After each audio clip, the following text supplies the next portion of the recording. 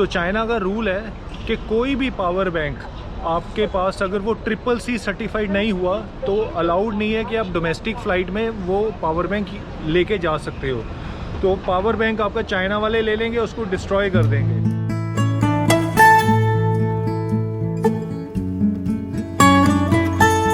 तो भाई स्वागत है आज आपका नई वीडियो में।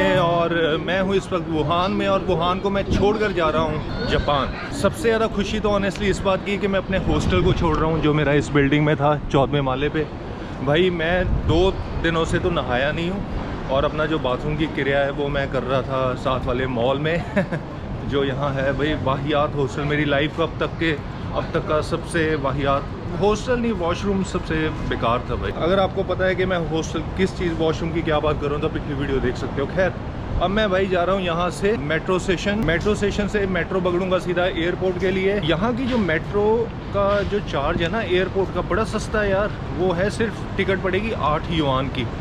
अक्सर दुनिया भर में क्या होता है कि जो एयरपोर्ट की तरफ जाने वाली मेट्रोज होती हैं, बसेस होती हैं ना, वो बड़ी महंगी होती हैं। फ्लाइट है मेरी रात की 9:30 बजे की, तो वो यहाँ से जाएगी पहले शंघाई, और शंघाई में 4-5 घंटे का लेओवर है, 6 घंटे का लेओवर है मेरा।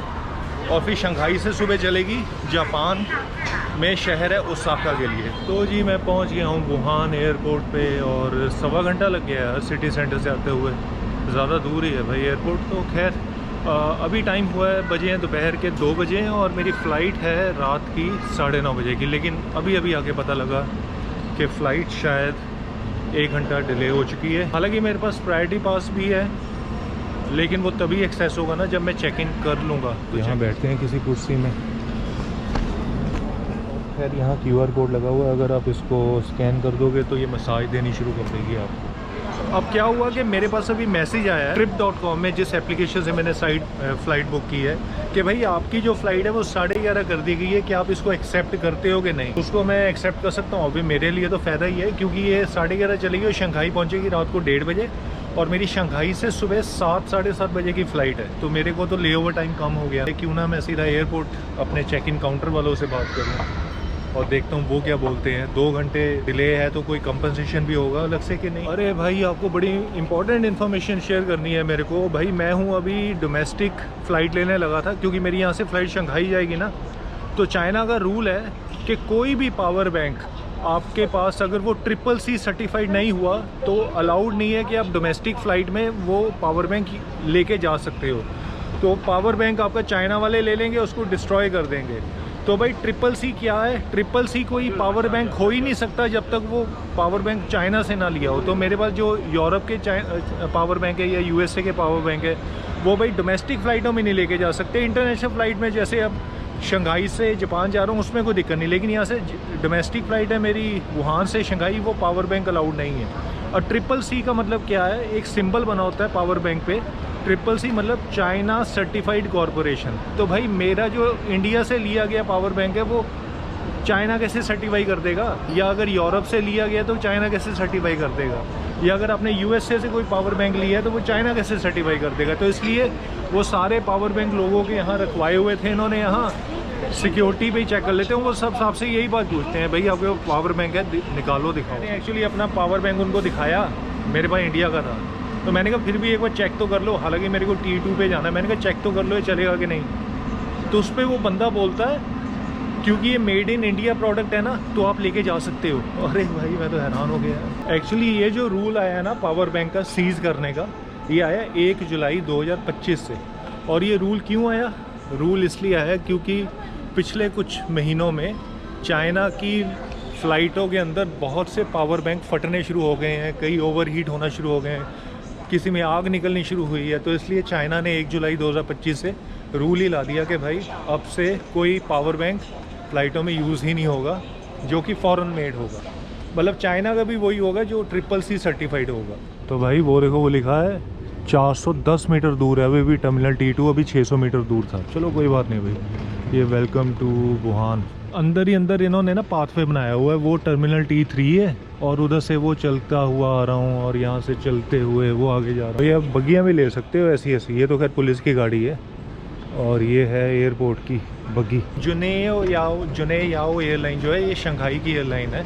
इसका हेडक्वार्टर शंघाई में है। तो भाई इसकी टिकट मेरे को पड़ी है लास्ट मोमेंट पे 11,500 रुपये की। इसमें लेकिन जो बैगेज मेरे को दिया गया है वो है 23 किलो के 2 बैग, मतलब 46 किलो बैगेज अलाउड है मेरे को यार इस एयरलाइन में। कोई भी इकोनॉमी क्लास एयरलाइन हो, दुनिया भर की कोई भी टिकट ले लो, उसमें 23 किलो का एक बैग अलाउड होता है बस। और इस फ्लाइट में मील भी मिलेगा, पूरा मील ऑब्वियसली, जहाँ बैगेज फ्री है तो मील इंक्लूडेड है। लेकिन ये भी मेरे को पता है कि मील में वेजिटेरियन नहीं मिलेगा। चाइनीज़ फ़्लाइटों में वेजिटेरियन ऑप्शन कोई नहीं होता है, इनके लिए वेज नाम की कोई चीज़ नहीं है। एयर वुहान में भी आया था, एयर वुहान में भी दोनों तरफ की फ़्लाइट्स में मुझे नॉन वेज मिला था, इसमें भी नॉन वेज ही मिलेगा। यार काफ़ी बढ़िया एयरपोर्ट लगा यार मेरे को वुहान का। इन्होंने लाइटिंग वाइटिंग भी काफ़ी अच्छी की हुई है, ऊपर कलर वाला चेंज होते हैं यार, मतलब। और याद रखो कि यही वो एयरपोर्ट रहा होगा कोविड के टाइम में, जो एकदम यहाँ से लोगों ने निकलने के लिए यूज़ किया होगा, एकदम भर गया होगा रातों रात ही, और फ्लाइटें यहाँ से और किसी तरीके से वुहान से निकल जाएं। कंपनसेशन का मैंने उनसे पूछा, बात की, और इन्होंने साफ मना कर दिया। कहते भाई अगर कोई वेदर कंडीशन ख़राब हो जाए तो उसमें कंपनसेशन नहीं होता। तो फिर एक सवाल का जवाब दो, और किस तीसरे कारण से फ़्लाइट डिले होती है? अगर फ़्लाइट डिले होगी तो यही तो 2 कारण होंगे ना, ट्रैफिक कंट्रोल, रश ज़्यादा हो गया एयरपोर्ट पे, वेदर ख़राब हो गया। तीसरा कारण कौन सा होता है फ्लाइट लेट होने का? तो भाई बड़ी खुशी की बात हुई, अभी सिक्योरिटी हो गया मेरा, और उन्होंने मेरा पावर बैंक पूछा। ऑब्वियसली सबसे पूछ रहे थे, कहते बस एक ही चीज़ पे वो स्ट्रिक्ट है, कहते पावर बैंक दिखा दो बस हमें अपना। तो भाई मैंने उनको अपना पावर बैंक दिया, उन्होंने देखा आसपास, भाई मेरे को इतनी खुशी हुई ना देख के। कहते अच्छा मेड इन इंडिया, मैं कहा हाँ, कहते ले जाओ। बड़ी खुशी हुई यार मेरे को पहली। अच्छा सबके पावर बैंक वहाँ पड़े हुए थे, इन्होंने जमा करके रखे थे, तो मुझे लगा भाई मेरा भी रख लेंगे, मेरा तो ऑब्वियसली ट्रिपल सी थोड़ी ना। ये बढ़िया यार बैठने के लिए, आराम करने के लिए। वाह, बोल रही है आंटी यहाँ से आपको स्कैन करना पड़ेगा, और ये मसाज है, एक्चुअली मसाज चेयर है। चलो भैया बोर्डिंग शुरू हो चुकी है मेरी फ़्लाइट की। वैसे देखो यार एयरपोर्ट तो पूरा ही खाली हो गया है, ये मुझे लगता है लास्ट फ़्लाइट है 11:30 बजे वाली इस डोमेस्टिक। तो भाई अपना जुएन याओ एयरलाइन ही है, मैंने पढ़ लिया था उधर, तो देखते हैं अब कैसी एयरलाइन रहेगी ये। देखो ये आगे 3-4 बिजनेस क्लास में रोज़ हैं, 3-4 इसमें, और सीट नंबर है 34। मैं भागता हुआ पीछे तक चला गया।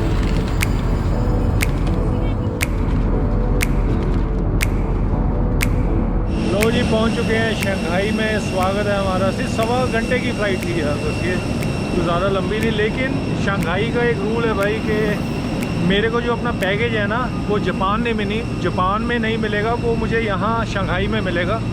और शंघाई में मुझे दोबारा चेक इन करवाना होगा अपने बैगेज का। तो शंघाई नो ट्रांजिट एरिया एक तरह का। भाई रनवे से इस बिल्डिंग में आने तक के लिए 25 मिनट लग गए यार, बस में 25 मिनट, उसमें से भी 5 मिनट तो ट्रैफिक में फंसी रही बस यहाँ।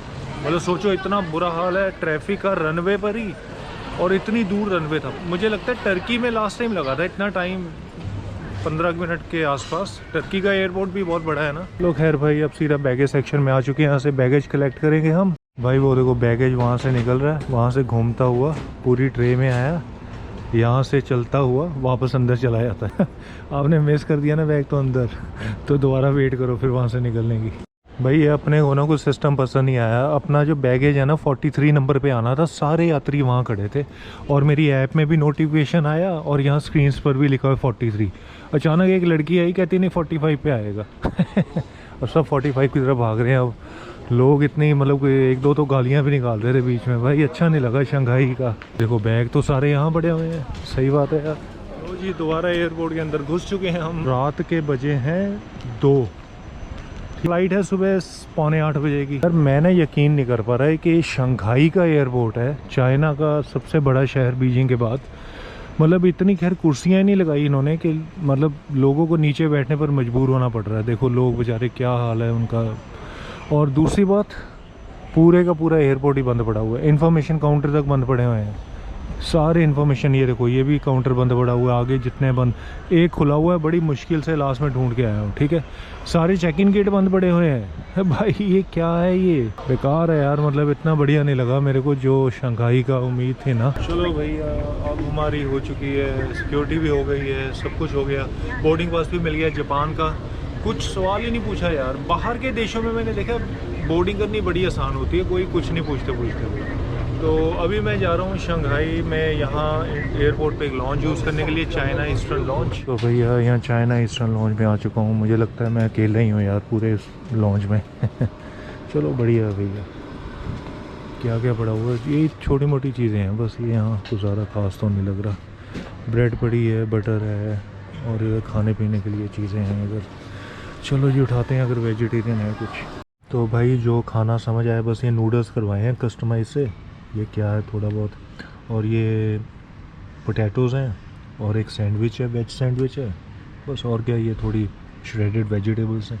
बाकी और पड़ा हुआ है भाई, जो भी होगा थोड़ा बहुत खा लेंगे बाद में। और चलो जी बोर्डिंग शुरू हो चुकी है हमारी जापान की, और सबसे आखिर में बोर्ड करने वाला पैसेंजर होऊंगा मैं। तो भाई जापान जा रहा हूँ मैं दूसरी दफ़ा। जब पहली दफ़ा गया था ना, मैं बाय शिप से गया था कोरिया से। बुसान से समुद्री जहाज़ किया था, 8-10 घंटे लगे थे पहुँचने में। तो लास्ट टाइम मैं गया था शिमोनोसेकी में एंटर हुआ था जापान में, और तब मैं घूम चुका था सारा। हिरोशिमा घूम लिया था, टोक्यो, क्योटो, ओसाका। चलो भाई इस बार कोई नया करेंगे जापान में।